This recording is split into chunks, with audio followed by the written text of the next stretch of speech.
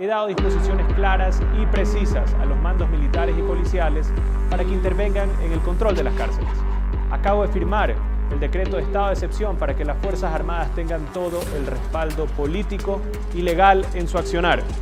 Hago un llamado a la ciudadanía, ya que esta lucha es de todos y que también les den su respaldo. Que se vaya la policía, que se vaya la policía, que se vaya la policía. Que se vaya. ¡Oye, préndelo por dentro!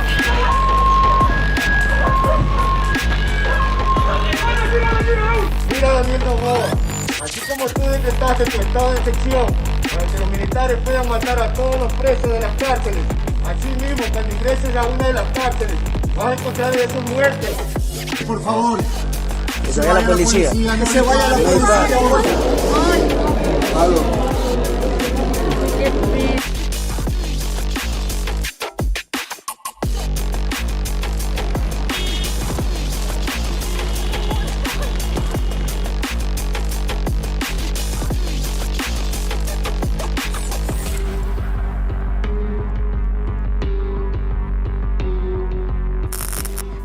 El 8 de enero, el presidente de Ecuador, Noboa, declaró estado de excepción por 60 días y reconoció un conflicto armado interno contra las organizaciones criminales. La gota que derramó el vaso fue la reciente fuga de Adolfo Macías, alias Fito, líder de los Choneros, y Fabricio Colón Pico, el salvaje jefe de los Lobos. Esto desató una escalada de violencia sin precedentes, que al momento ha causado la muerte de más de 10 personas. Sin embargo, las causas detrás de este conflicto son complejas y conectadas entre sí. Así que iremos compilándolas en los siguientes puntos. Antes de continuar, te invitamos a suscribirte a nuestro canal de YouTube y activar la campanita para que no te pierdas ningún contenido. Continuemos. Todo comienza en el corazón mismo de las cárceles ecuatorianas. Las disputas entre bandas criminales por el control de estos centros y las rutas de distribución de drogas desatan una espiral de violencia. En las cárceles de Ecuador han sido asesinados 450 presos desde el 2020, en una serie de masacres sucedidas por enfrentamientos entre bandas rivales.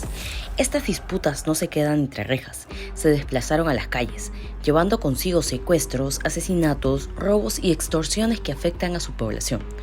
Desde el 2021 se acentuó de forma acelerada la violencia en Ecuador, registrando 2.100 homicidios. En el 2022, esta cifra se duplicó con 4.600 casos y en el 2023 marcó un sombrío hito en su historia al registrar 7.600 homicidios. Pero, ¿cuál es la fuerza impulsadora detrás de esta guerra? Pues el narcotráfico. Ecuador ha emergido como un centro regional clave para el almacenamiento y distribución de drogas, vinculando a numerosas bandas con carteles de México y Colombia. Esto ha fortalecido a las más de 20 bandas criminales que operan en el Ecuador. La corrupción derivada del dinero del narcotráfico ha infiltrado las instituciones estatales, desde la política hasta las Fuerzas Armadas y el sistema judicial. El poder de estos carteles va más allá de las sombras.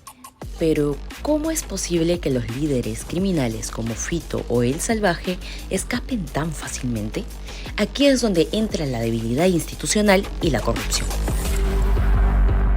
La mega operación Metástasis llevó a la detención de 29 personas, entre las que se encuentran jueces, fiscales, policías, abogados y sujetos relacionados con el crimen organizado, lo que reveló la profundidad de esta infiltración en instituciones claves del Estado. El caso Metástasis es una radiografía de cómo el narcotráfico se ha tomado las instituciones del Estado para, a través del dinero mal habido, operar desde instancias judiciales y políticas, además de lograr impunidad en algunos casos. Fiscal General de Ecuador, Diana Salazar Méndez. La facilidad con la que estos líderes escapan sugiere una vulnerabilidad en el sistema penitenciario y una red de corrupción que trasciende las paredes de las cárceles.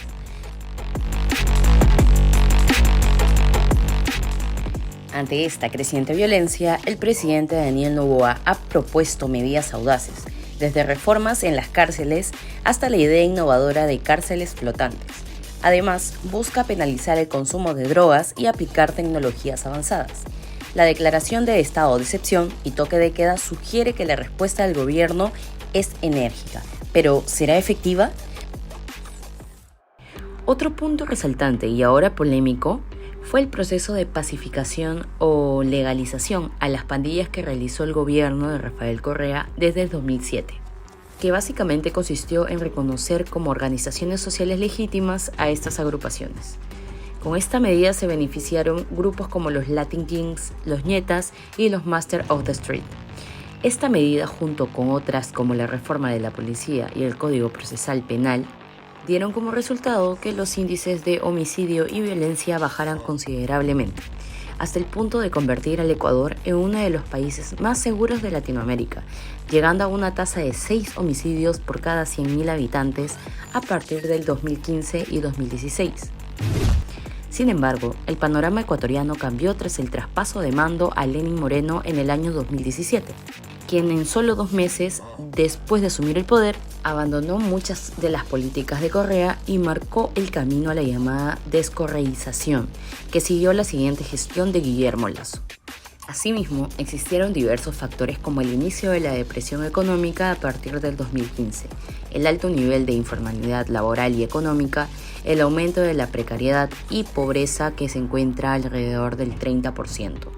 Todos estos factores, junto con la inacción e ineficiencia de las gestiones, permitieron que las pandillas básicamente tomaran el control de las cárceles y desataran la violencia.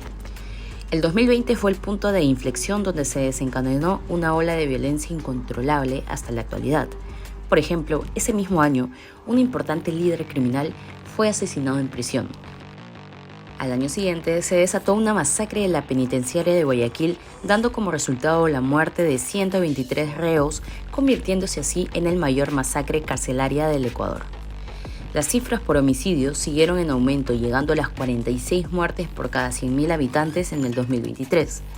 Ese año culminó con el más violento de la historia de Ecuador, con más de 7.600 asesinatos. Ecuador está inmerso en una gran guerra compleja, donde la violencia carcelaria, la influencia del narcotráfico, la debilidad institucional y la respuesta gubernamental se entrelazan.